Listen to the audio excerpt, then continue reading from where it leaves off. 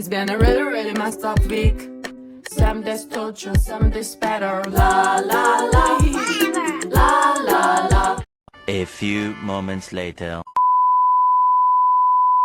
Assalamualaikum warahmatullahi wabarakatuh. Halo semuanya, perkenalkan nama saya Adinda Prilly Aurelia dengan NIM 250511000896. Saya dari jurusan Pendidikan Olahraga, Prodi Pendidikan Kepelatihan Olahraga, Fakultas Keguruan Ilmu Pendidikan.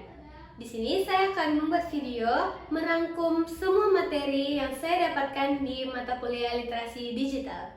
Selamat menyaksikan.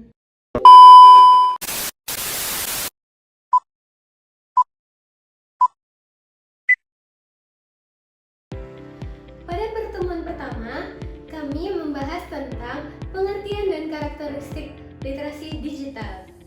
Nah, di dalamnya kami membahas tentang pengertian literasi digital, tujuan literasi digital, karakteristik literasi digital, manfaat literasi digital, tantangan literasi digital.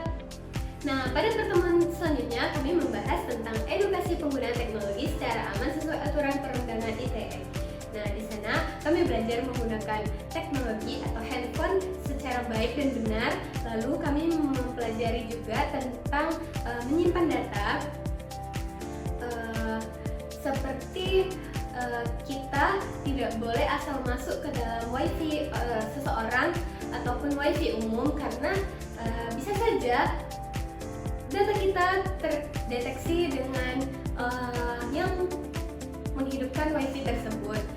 Jika kita asal-asal masuk ke dalam wifi seseorang yang tanpa kita ketahui sandinya, nah itu kita bisa saja data kita didapatkan oleh seseorang. Nah, lalu kami juga belajar bagaimana cara menggunakan teknologi dengan benar, seperti handphone dan aplikasi yang ada di dalamnya. Nah, di sana kami belajar untuk bisa menggunakan aplikasi secara baik dan benar, seperti aplikasi Instagram, YouTube, TikTok, dan lain-lain.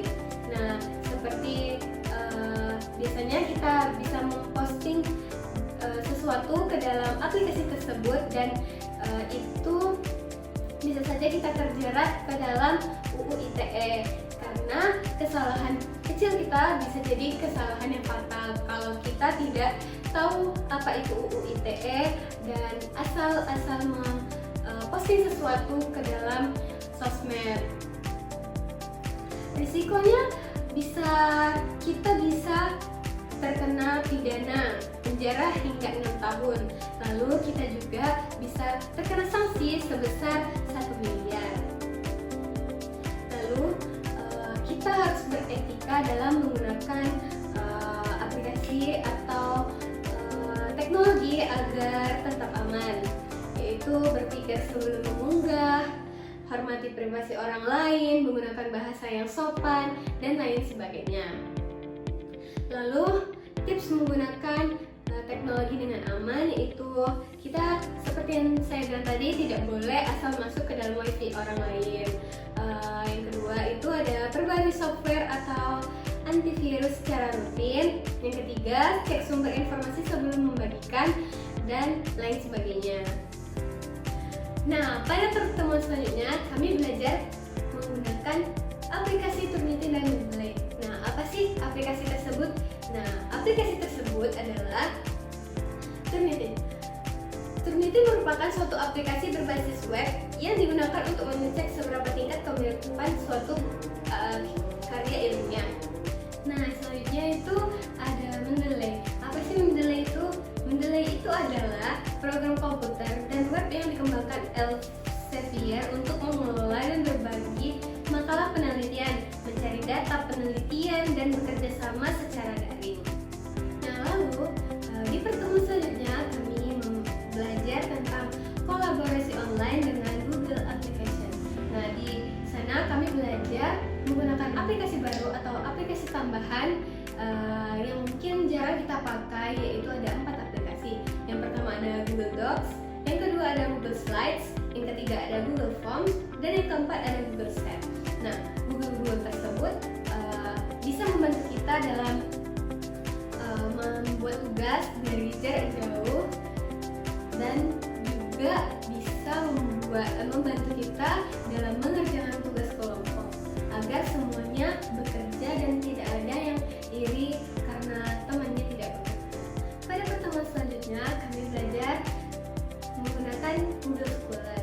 Nah, apa sih Google Scholar itu? Apa sih bedanya Google biasa dengan Google Scholar? Nah, di sini kita akan bahas perbedaan utama Google biasa dan Google Scholar terletak pada cakupan konten atau tujuan pencariannya.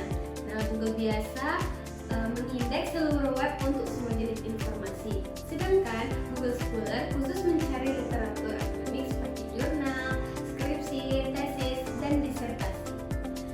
Dan Google Scholar juga menampilkan fitur khusus akademik seperti pelacakan citasi dan memungkinkan ekspor kutipan ke manajer referensi.